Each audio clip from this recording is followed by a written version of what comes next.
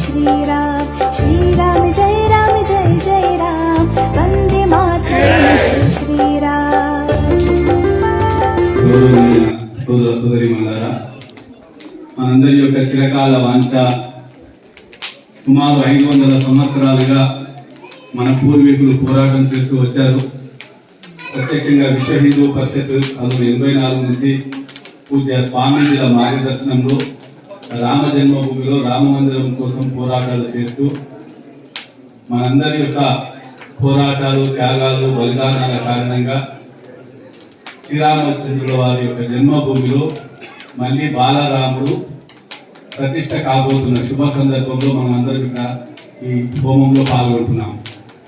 రేపు 22వ తేదీ నాడు అక్కడ బాలరాముడి యొక్క ప్రాణ ప్రతిష్ట జరుగుతుంది. మన పూజ్య స్వామీజీలు, మన ప్రధానమంత్రి గారు అందరూ కూడా సుమారుగా 7,000 మంది, అందులో 4,000 మంది స్వామీజీలు ఉంటారు. ఒక 3,000 మంది వివిధ వర్గాలు, సామాజిక వర్గాలకు చెందినటువంటి ప్రతిష్ఠిత వ్యక్తులు. ఆ విధంగా 7,000 మంది సమక్షంలో రాముల వారి యొక్క ప్రాణ ప్రతిష్ఠ కార్యక్రమం జరగబోతుంది.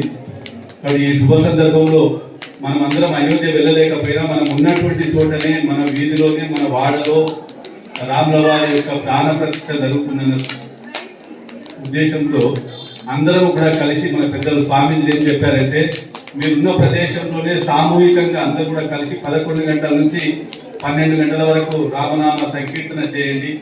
12 గంటల నుంచి 1 గంట వరకు ప్రత్యక్ష ప్రసారాన్ని, అంటే అక్కడ ప్రాణ ప్రతిష్ఠ జరుగుతున్నటువంటి ఆ దృశ్యాన్ని స్పష్టంగా చూసి అక్కడ హారతి ఇస్తున్నప్పుడే మన దగ్గర కూడా హారతి ఇచ్చి ప్రసాదాలు తీసుకోవాలని చెప్పేసి పూజ్య స్వామీజీలు మనల్ని ఆదేశించారు. ఆ విధంగా మనం కూడా మన ప్రదేశాలలో వీలైతే మన దేవాలయ యాజమాన్యం కూడా ఇక్కడ కూడా అలాంటి వ్యవస్థ ఏర్పాటు చేయాలని, వీలైతే ఎల్ఈడి తెరను కూడా ఏర్పాటు చేసి అందరు భక్తులకు ప్రత్యక్ష ప్రసారాన్ని చూపించాలని, ఆ రోజు సాయంత్రము ఒక 5 దీపాలు, ప్రతి ఇంటి ముందర 5 దీపాలు వెలిగించాలని. దీపావళి, మరో దీపావళి మనకు 5 దీపాలు అవసరం లేదు. అవసరం వస్తే మన ఇంటి పైన సీరియల్ బల్బులు పెట్టుకోవచ్చు, మన దేవాలయాల పైన కూడా సీరియల్ బల్బులు పెట్టుకోవచ్చు. ఆ విధంగా ప్రపంచవ్యాప్తంగా మరోసారి మనం దీపావళి జరుపుకోవాలి. ఇది మన యొక్క పూజ్య స్వామీజీలు మనకి ఇచ్చినటువంటి ఆదేశము.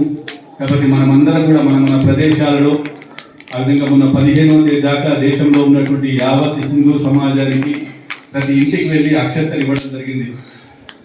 ఆ విధంగా అయోధ్యకు 22వ తేదీ తర్వాత మీ వీలుని బట్టి అయోధ్యకు రమ్మని కూడా ఆహ్వానం ఇవ్వడం జరిగింది. కాబట్టి మనకు వీలైన సమయంలో అయోధ్యకు వెళ్ళవచ్చు. కానీ 22వ తేదీ నాడు సామూహికంగా రామనామ సంకీర్తన, సామూహికంగా టీవీలో వచ్చే ప్రత్యక్ష ప్రసారాన్ని చూడడము, సాయంత్రం మన ఇంటి ముందర ఇంటి లోపల 5 దీపాలను వెలిగించుకునే పని మనం అందరం కూడా చేయాలని చెప్పేసి పూజ స్వామీజీలు మనల్ని ఆదేశించారు. అదని కూడా మనము శిరసావహిస్తామని కోరుకుంటూ సెలవు తీసుకుంటున్నాం. జై శ్రీరామ్.